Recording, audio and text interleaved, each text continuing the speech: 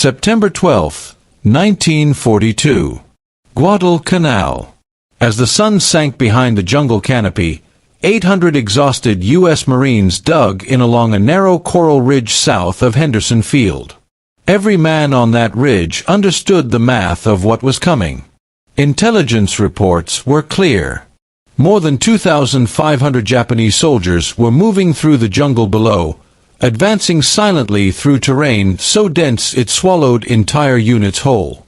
According to every military manual ever written, this situation demanded one thing: retreat.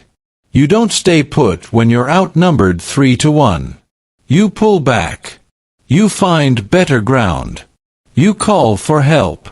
But Lieutenant Colonel Merritt, Red Mike, Edson did none of that. Edson stood among his Marines, reading their faces in the gathering darkness. They were dirty, soaked in sweat, low on ammunition, and physically drained from weeks of continuous combat in one of the harshest environments on Earth. There was nowhere left to fall back to. Henderson Field, the fragile lifeline of American air power in the Pacific, lay just 800 yards behind them. If the Japanese took the ridge, the airfield would fall. And if Henderson Field fell, Guadalcanal would follow.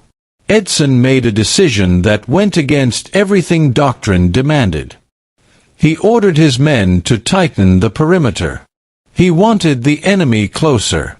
He wanted them to commit fully. He wanted them to surround the ridge. The ridge itself was barely 60 feet high, a thin spine of volcanic rock and coral stretching roughly 1,000 yards north to south. On a map, it looked insignificant. On the ground, it was everything. It commanded the approaches to Henderson Field, and Edson had turned it into a fortress. The 1st Raider Battalion held the northern end. The 1st Parachute Battalion stretched along the southern slopes. Fields of fire overlapped. Approaches were cleared. Mortar targets were pre-registered. Every inch of ground had been studied in daylight and memorized for the darkness to come. The jungle of Guadalcanal was its own enemy. Humidity clung to the skin like a second uniform. Weapons rusted overnight. Canvas rotted. Food spoiled. Disease stalked the men as relentlessly as the Japanese. But the Marines had learned its rhythms. They knew the difference between natural jungle sounds and the subtle disturbances caused by men moving through undergrowth. As night settled in, the insects began to fall silent. That silence told them everything.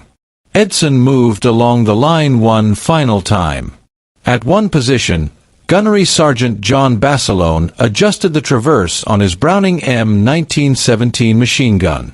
The water-cooled weapon was heavy, awkward, and brutally effective. Basilone had already earned a reputation for calm under fire. When Edson asked about ammunition, Basilone answered with quiet confidence. He had enough to make the enemy pay. Private First Class Robert Leckie, new to Guadalcanal, thinner than when he'd arrived, eyes sharper now, waited nearby with his rifle cleaned, loaded, bayonet fixed. He had learned quickly that survival depended on discipline, not heroics. Shortly before midnight, Japanese mortar rounds began falling on the ridge. They were scattered, probing shots, but their message was unmistakable. The attack was coming. Edson took position at his command post on the highest ground. Radios crackled. Observation posts confirmed movement from multiple directions. Voices could be heard through the jungle. Japanese commands, close now. Too close. At 11:45 p.m., the jungle exploded. Japanese infantry surged out of the darkness, screaming as they charged uphill in massed waves. They expected the Americans to break. Instead, they ran headlong into a wall of disciplined fire. Machine guns opened first. Basilone's Browning came alive, its heavy slugs tearing through the charging soldiers long before they could close the distance. Riflemen fired methodically, each shot deliberate. Mortars dropped shells into tightly packed formations. The ridge became a killing ground. The Japanese doctrine emphasized shock, speed, and spiritual force. They believed willpower could overcome firepower. That belief died on Edson's Ridge. The Marines had transformed terrain into a weapon. Fields of fire funneled attackers into deadly corridors.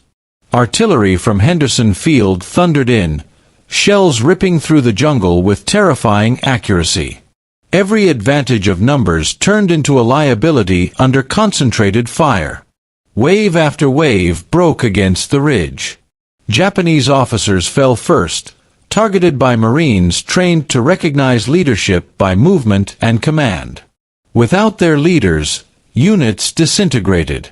By midnight, the ground below the ridge was carpeted with bodies. Still, the attacks continued. Kawaguchi adjusted his tactics. Instead of mass charges, he ordered infiltration. Small groups slipped through ravines and vegetation, trying to reach the Marine lines and silence the machine guns. The fighting turned brutal and intimate. Grenades exploded in the dark. Rifles became clubs. Bassilone's position was nearly overrun when Japanese soldiers reached his sandbags. He fought them off with a Thompson submachine gun, killing one attacker as he reached for the machine gun itself. Edson committed his reserves, seasoned Marines who moved like hunters through the darkness. Small unit counterattacks shattered infiltration attempts before they could gain momentum. Artillery continued to fall dangerously close, forward observers calling fire within yards of their own positions. The jungle lit up in brief, hellish flashes as shells detonated among enemy troops. By the early hours of September 14th, the Japanese assault had collapsed. Their formations were shattered. Ammunition was running low for both sides, but the Marines still held the ridge. As dawn approached, Kawaguchi faced the reality he could no longer deny. Continuing the attack in daylight would be suicide. Shortly after 5 a.m., the Japanese began to withdraw. The ridge held. When the sun rose over Guadalcanal, it revealed the scale of the destruction.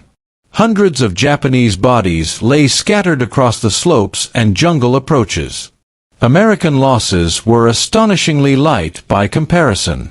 Fewer than 50 Marines were killed or wounded. Patrols counted more than 700 enemy dead, with countless more wounded dragged away during the retreat. The victory ended Japanese offensive capability on Guadalcanal.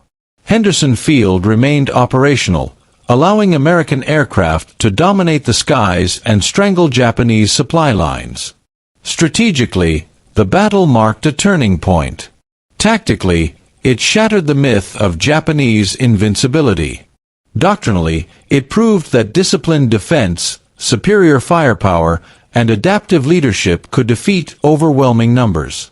For the Marines who fought there, the ridge became something more than terrain. It became proof. Proof that training mattered. That leadership mattered. That preparation could turn a nightmare into a decisive victory. The ridge would forever bear Edson's name, but it belonged to every Marine who held the line that night. As the jungle slowly returned to life, birds calling once more through shattered trees, the men of the 1st Raider and Parachute battalions cleaned their weapons and tended their wounded. They had faced annihilation and emerged victorious. And in doing so, they had changed the course of the Pacific War.